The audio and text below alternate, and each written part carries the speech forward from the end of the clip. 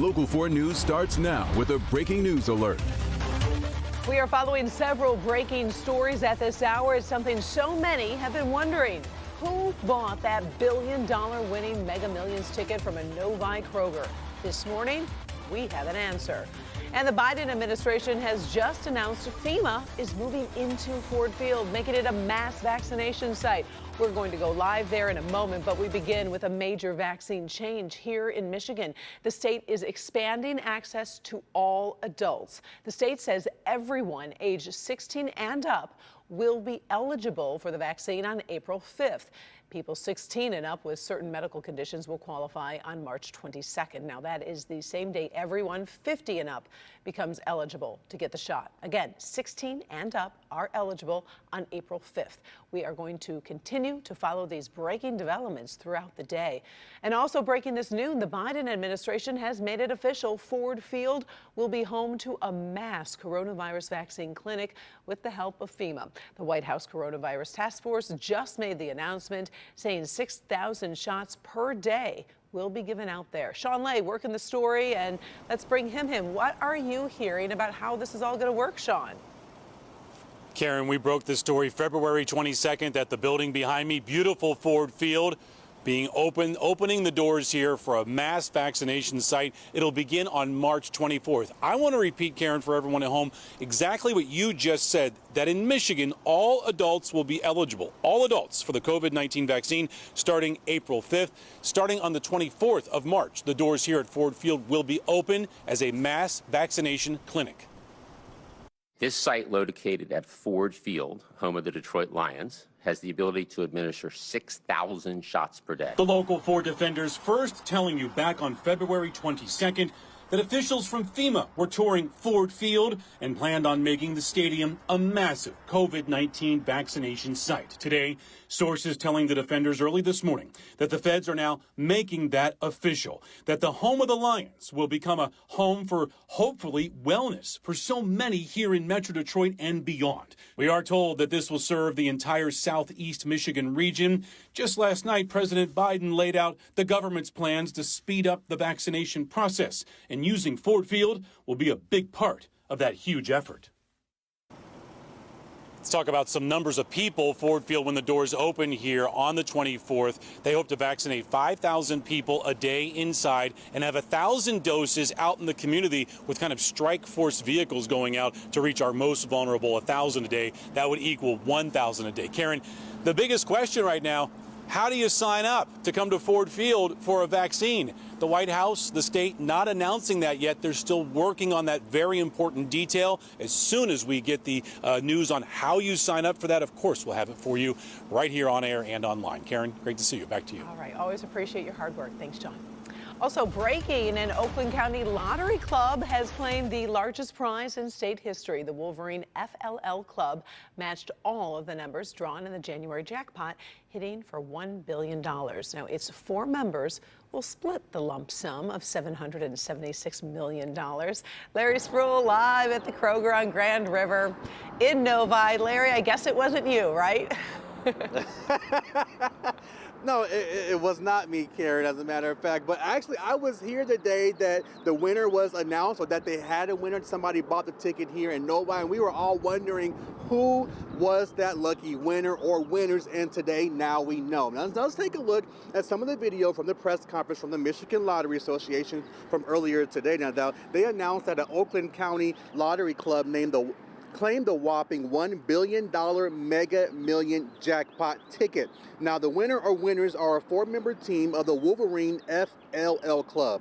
They matched all of the numbers drawn on January 22nd. Those numbers were 4, 26, 42, 50, 60, and the Mega Ball 24. Now, they bought the ticket, as I mentioned here, at this Kroger in Novi, and today a representative for the club spoke on their behalf.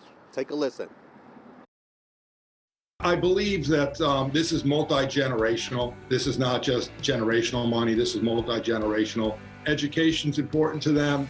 You know, obviously they want to do some scholarships as well, and they want to see this money actually help other people just like it helped them. And so once again, the attorney says that the 4 members decided to take the lump sum of $776 million. Imagine that. But a lot of people are probably wondering, what is a lottery club? Well, I am working to find out that answer. I have another live report coming up tonight on Local 4. We are live in Novi this afternoon. Larry Spruill, Local 4. And some good news, too, for that Kroger, because they'll be getting a little portion, too, for selling that ticket. So that's good news, too. All right, We look forward to your report. Thanks, Larry. All right. Well, we have had days of warmer temperatures, but it is starting to get colder around there. Brandon's tracking our weekend weather forecast. I was hoping it was going to be a little bit nicer, but I guess we can't complain. We're still in March. Yeah, and a couple of days around 70 degrees, Karen. Your complaints or hopes are certainly warranted. It is cooling county by county. We've got 56 still city and metro airports. Double Nichols, 55, Mount Clemens, but you can see that cold front as temps are only 44 in Sandusky, 49 in Lansing. So a dry, cool front is coming through with some pretty gusty winds. Not as bad as yesterday, but we're looking at 30-mile-an-hour gusts in many spots like Flint, Pontiac, Metro. So some debris perhaps flying around the roads out there. And temps will be dropping through the afternoon. A lot of Friday sunshine, but mid-50s falling into the lower 50s and then 40s as we look at very little sky cover. Coming up, we're going to talk about temps trending down, daylight saving time, and how long the month of March, Karen, will stay bone dry. Very unusual. 7 days ahead. All right, we're looking forward to it. Thank you, Brandon. President Biden will celebrate the signing of his new COVID relief bill at a White House ceremony a little bit later today. It follows his first ever primetime address to the nation last night. Susan McGinnis is on Capitol Hill this Friday afternoon with the latest on the president's plan to defeat the coronavirus. Last night, President Biden laying out his goals for getting Americans vaccinated and back to normal life. President Biden on the one-year anniversary of a pandemic that brought the nation to a halt, reflecting on a year of hardship. A collective sacrifice, a year filled with the loss of life and the loss of living for all of us. But also offering hope, announcing every American will be eligible to get a vaccine no later than May 1st. No more searching day and night for an appointment. The president says he's ordering all states to open eligibility, doubling the number of federal vaccination centers and mobilizing thousands to help administer shots, including retired doctors and nurses. He's also calling on Americans to do their part. I need you to get vaccinated when it's your turn and when you can find an opportunity. Today at the White House, a ceremonial signing celebration of the new COVID relief law, Biden's first major policy achievement.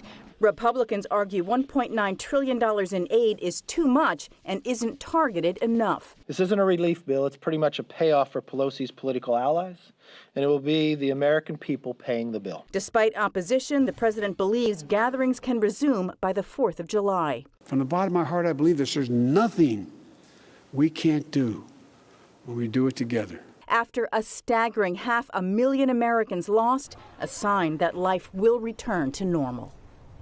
Next up, President Biden hits the road next week to try to sell the new COVID relief law to the American people. It's called the Help Is Here Tour. In Washington, Susan McGinnis, back to you. All right, appreciate it. Thank you, Susan. Michigan State Police with an alert right now for a missing woman and her 3 children. This is coming out of Lansing. Police believe 25-year-old Octavia Janae Reed could be in danger. She was last seen with her 3 children, ages 1, 5, and 7. Her vehicle is described as a 2010 Lincoln MKZ that's missing its front bumper. So if you see Octavia, please give state police a call immediately.